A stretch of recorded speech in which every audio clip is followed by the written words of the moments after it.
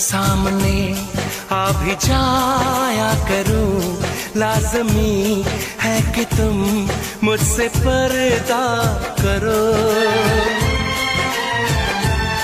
अपनी शादी के दिन अब नहीं दूर है, मैं भी तड़पा करूं, तुम भी तड़पा करो।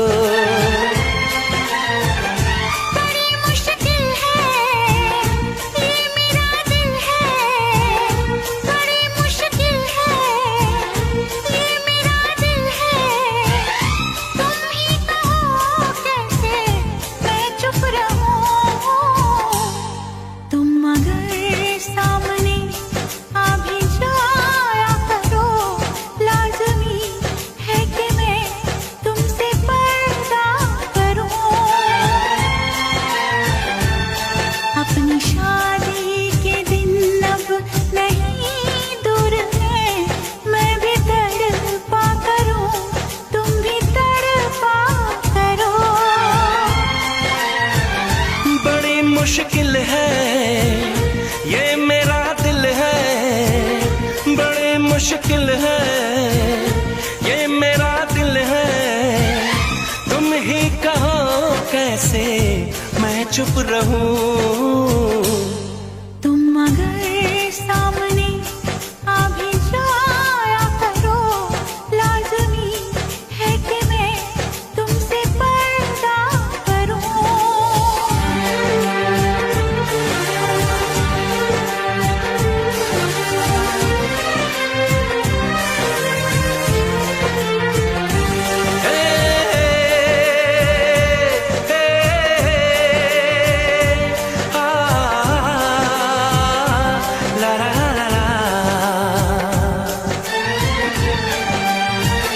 सताने के मनाने के ये दिन है आसमाने के, जरा समझा करो दिलबर तुम्हें मेरी कसम।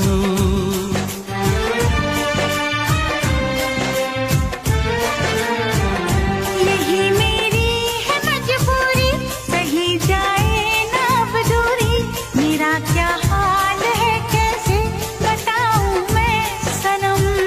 ज़मीं होगी गगन होगा, तेरा मेरा मिलन होगा।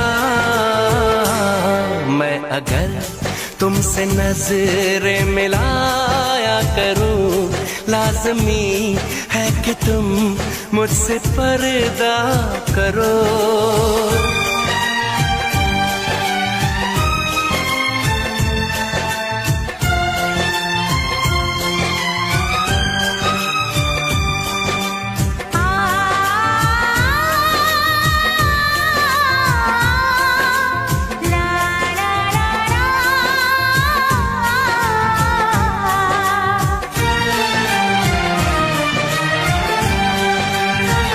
मैं दुनिया से चला जाऊं, कभी ना लौट के आऊं, करोगी क्या अकेले तुम बताओ दिलरुबा।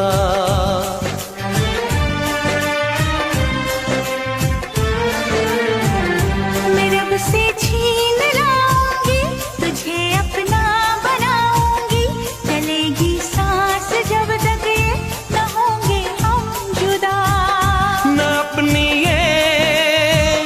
कसम टूटे, जो रब रूठे तो रब रूठे। मैं अगर तुमको मिलने बुलाया करूं, लाज़मी है कि तुम मुझसे पर्दा करो। अपनी शादी के दिन अब नहीं दूर है, मैं भी तड़पा करूं, तुम भी तड़पा करो। बड़ी मुश्किल है ये मेरा दिल है, तुम ही कहो कैसे मैं चुप रहूं। मैं अगर सामने आ भी जाया करूं, लाज़मी है कि तुम मुझसे पर्दा करो।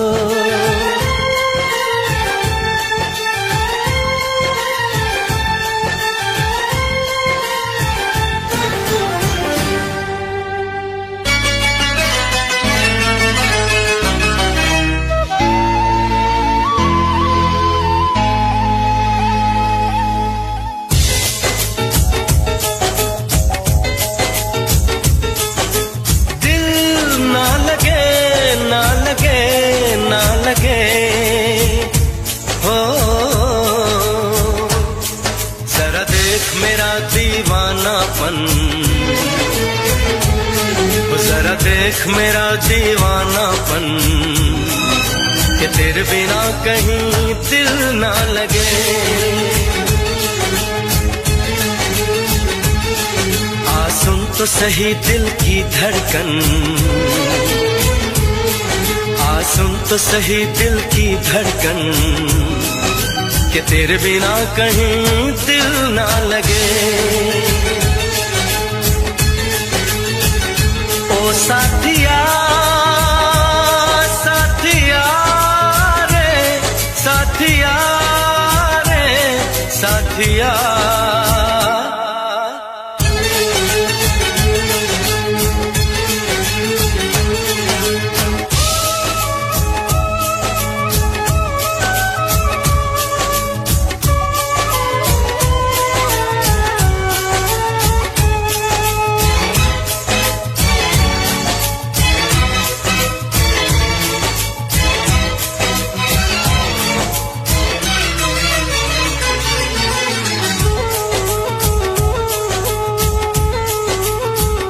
मेरी आंखों ने भी देखा था वफा का सपना, मैंने सोचा था कोई होगा मेरा भी अपना। जख्म मुझको जो लगा है मैं दिखाऊं कैसे, अपनी मजबूरी भला तुझको बताऊं कैसे। अपना अफसाना सनम तुझको सुनाऊं कैसे। बढ़ती जाए मेरी उलझन, बढ़ती जाए मेरी उलझन कि तेरे बिना कहीं दिल ना लगे।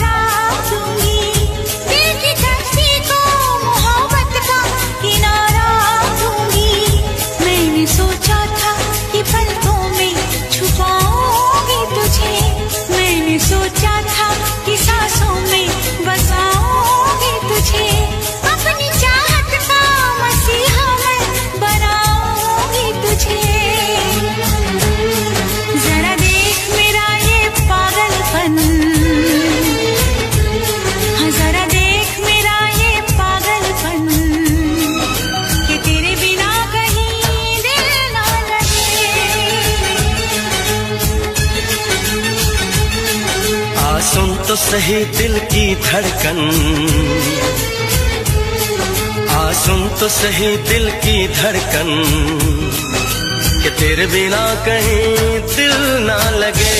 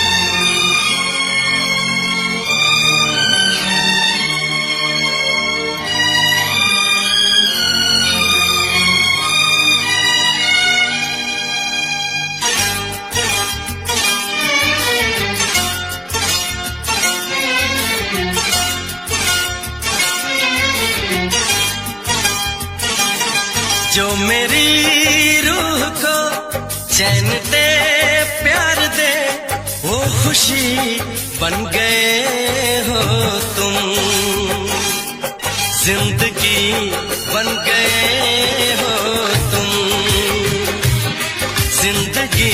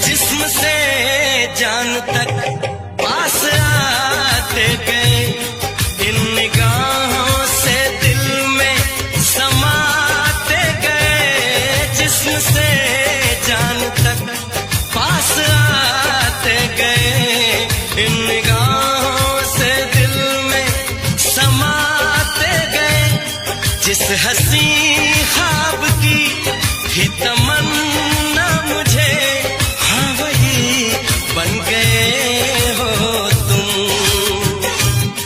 जिंदगी बन गए हो तुम,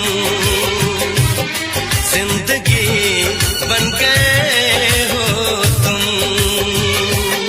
जो मेरी रूह को चैन दे प्यार दे, वो खुशी बन गए हो तुम। जिंदगी बन गए हो तुम, जिंदगी बन गए हो तुम।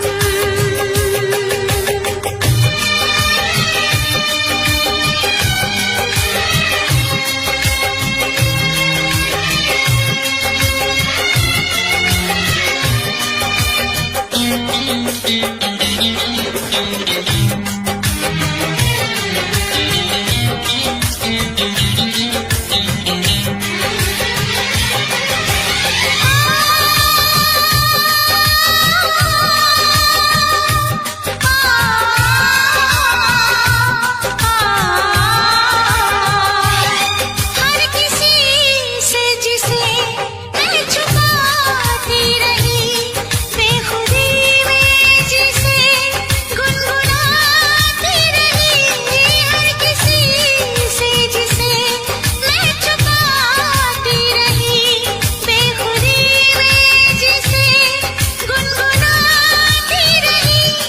मैंने तन्हा कभी जो लिखी थी वही शायरी बन गए हो तुम। जिंदगी बन गए हो तुम,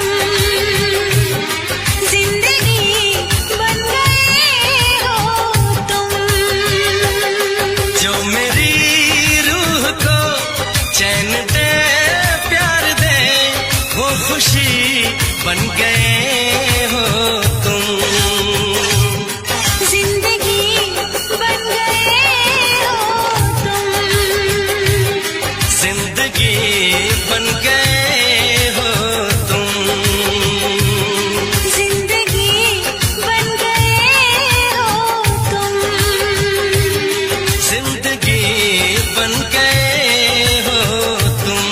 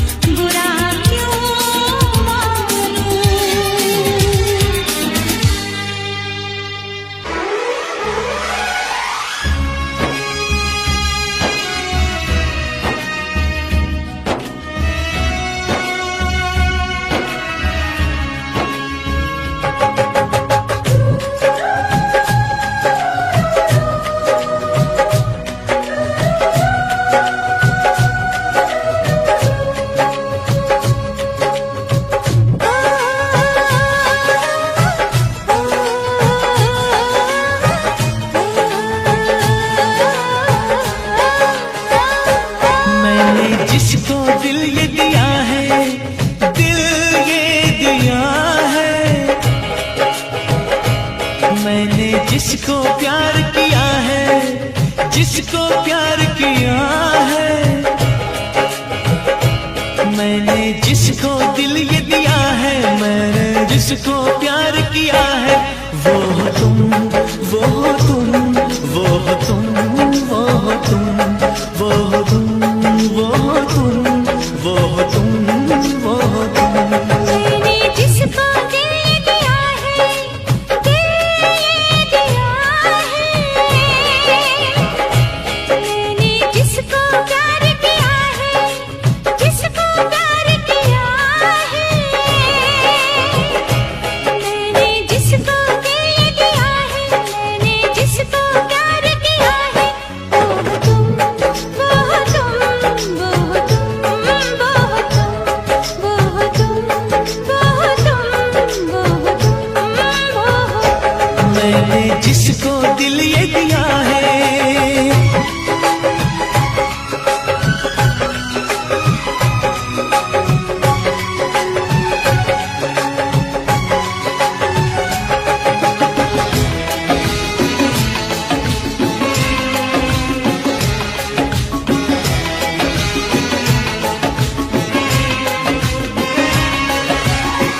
तुम्हें पाके दिल पर मुझे लग रहा है, मेरी जिंदगी में ना अब कुछ कमी है। ओ, तुम्हें पाके दिल पर मुझे लग रहा है, मेरी जिंदगी में ना अब कुछ कमी है। तुम्हारे लबों पे जो बिखरी पड़ी है, वो शबनम नहीं है, वफा की नमी है। जिसने मेरा चैन लिया है, मेरा चैन लिया है, जिसने मेरा चैन लिया है, मेरा चैन लिया है। मैंने जिसको दिल दिया है, मैंने जिसको प्यार किया है, वो तुम, वो तुम, वो तुम, वो तुम, वो तुम, वो तुम, वो तुम, वो तुम। मैंने जिसको दिल ये दिया है।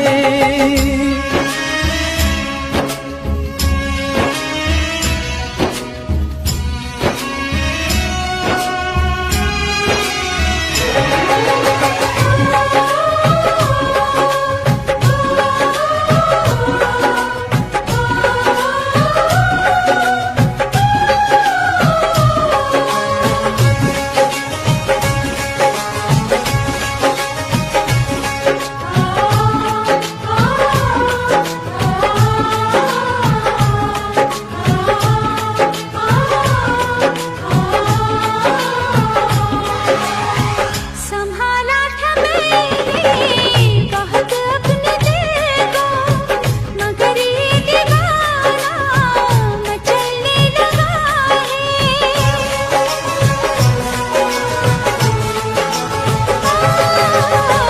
संभाला था मैंने बहुत अपने दिल को, मगर ये दीवाना मचलने लगा है। मिली तेरी मेरी नजर जब से दिलबर।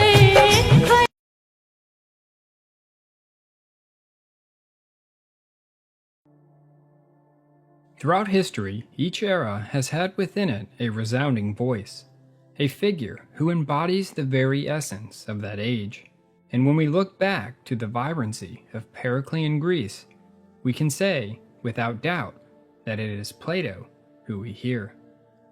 It was his work that brought philosophy out of the dark corner of academia, where the common man, if he so chose, could laze in its light. Even now, roughly 2,000 years after his death, there are still countless students enveloped in the radiance of his thought. So let us step into the light and discover Plato. If we were to believe the accounts of Diogenes Laertius, we can say that he was born in Athens during the 88th Olympiad, approximately 428 BCE. It is thought that at birth his given name was Aristocles. The moniker Plato would only come later on as a result of his unusually wide chest and shoulders, or forehead depending on who you receive your information from.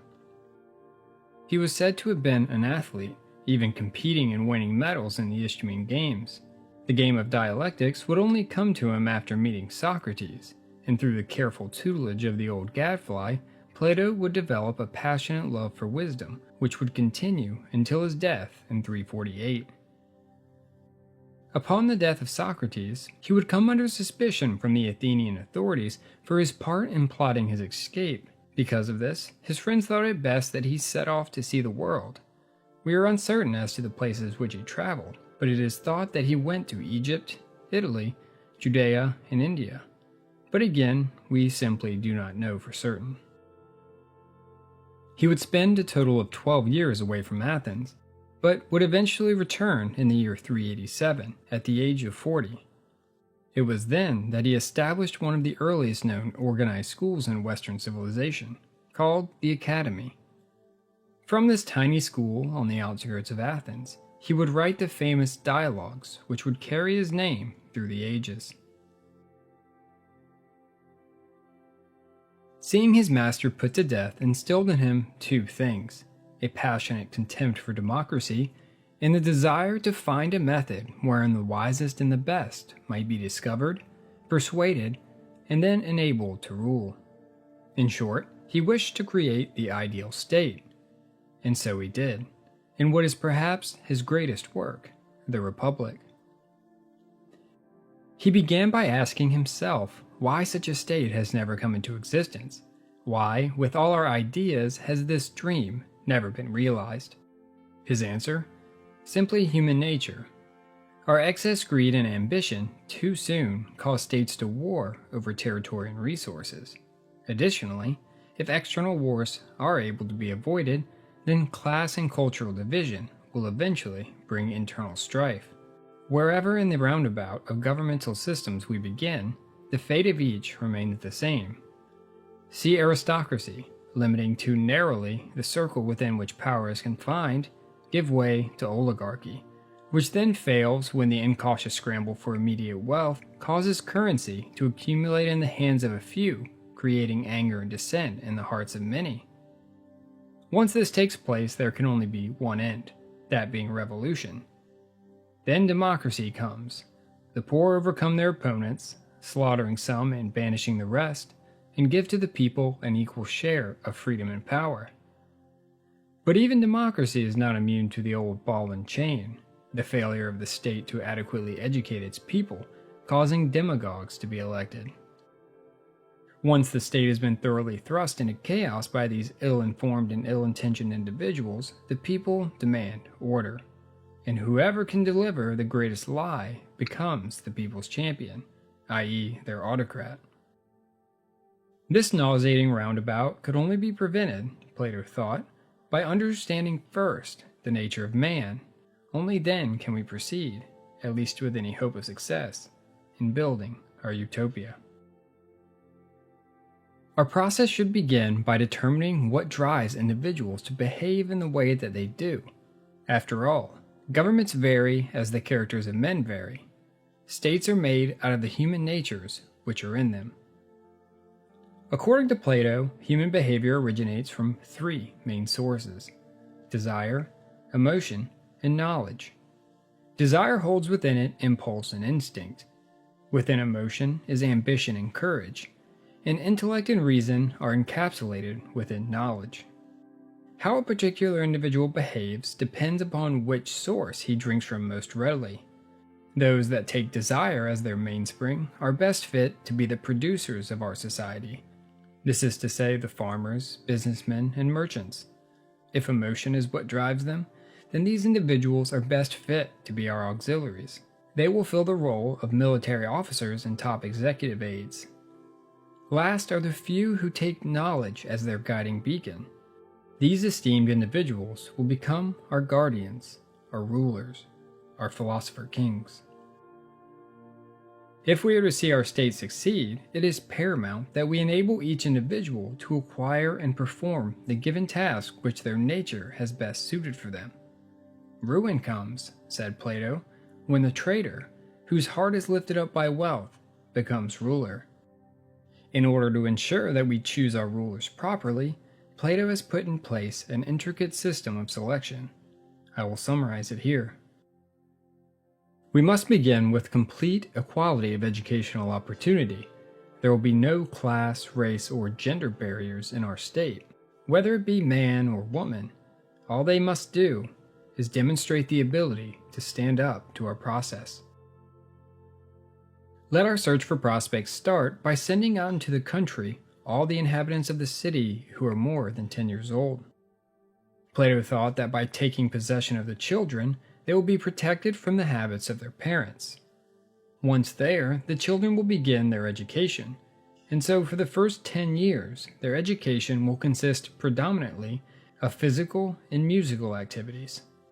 This sort of early education would allow us to figure out the natural disposition of the child.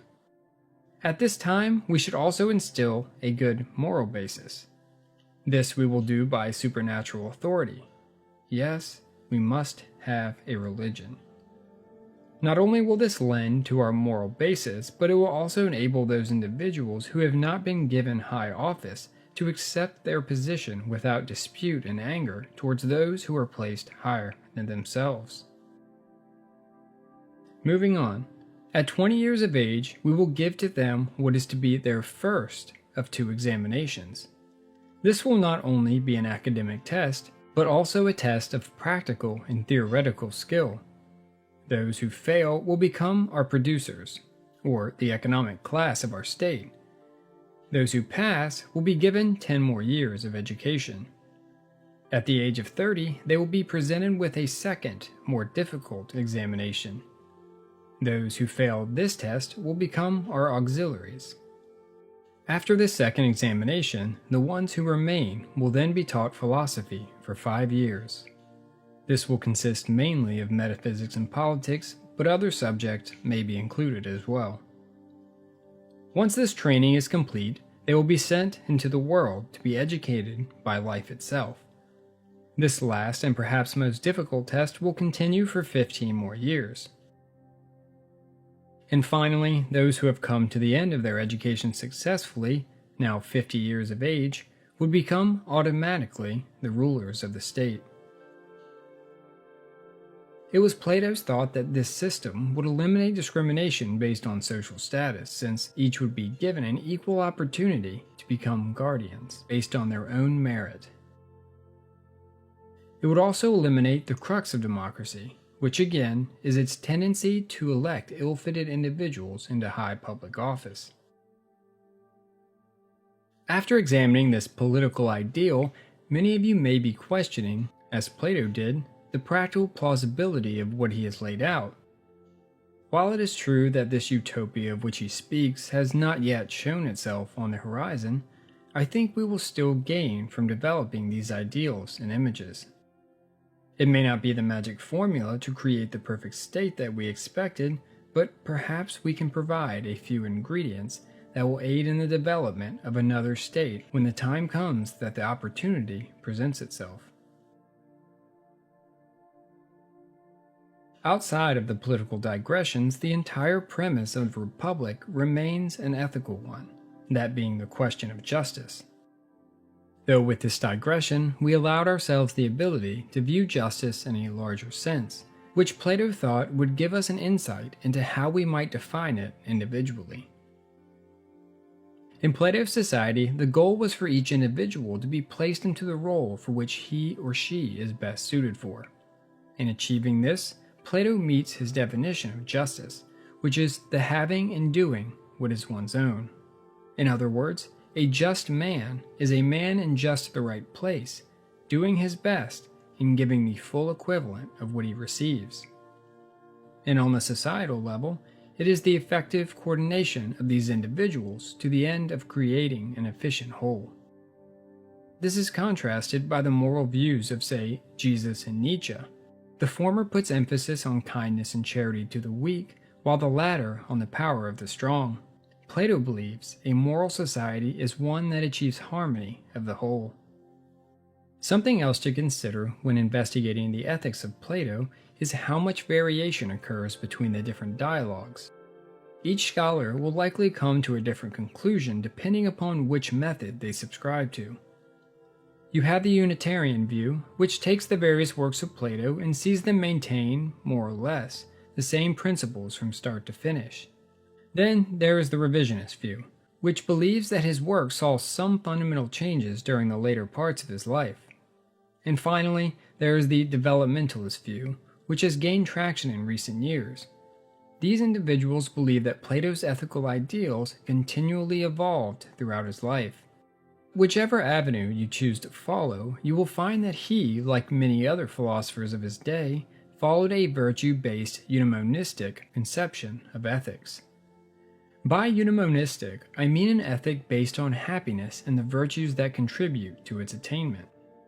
In order to fully discover his ethics, I would like to save it for a separate video, as I think it would take much more time to fully investigate its intricacies.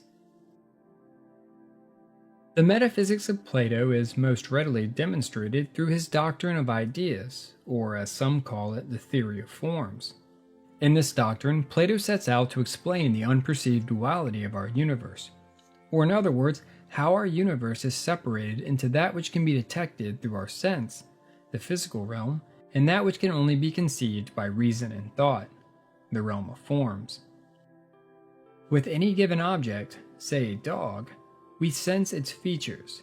These features are part of the physical realm, but behind these features is the general idea or ideal of a dog, an everlasting and changeless form which exists outside of what can be perceived by our senses. Even if the color, age, or breed of the dog changes, the general idea of a dog remains the same. This idea, Plato thought, is more real than what we perceive through our sense experience. We can think of the physical realm as merely a temporary imitation of what lies within the realm of forms. The laws by which a certain thing behaves is also part of this realm of forms. He would often reference the laws of geometry here. It was not without reason that above the door of the academy he had placed a sign that read, "Let no man ignorant of geometry enter here."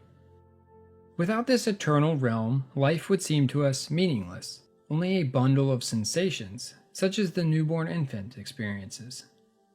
In the Republic, Plato uses the allegory of the cave to illustrate the philosopher seeking to look past his subjective reality in pursuit of the objective truth.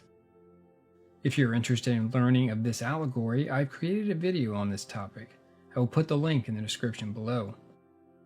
If you enjoyed this video and like to see more about Eastern and Western philosophy, consider subscribing to the channel.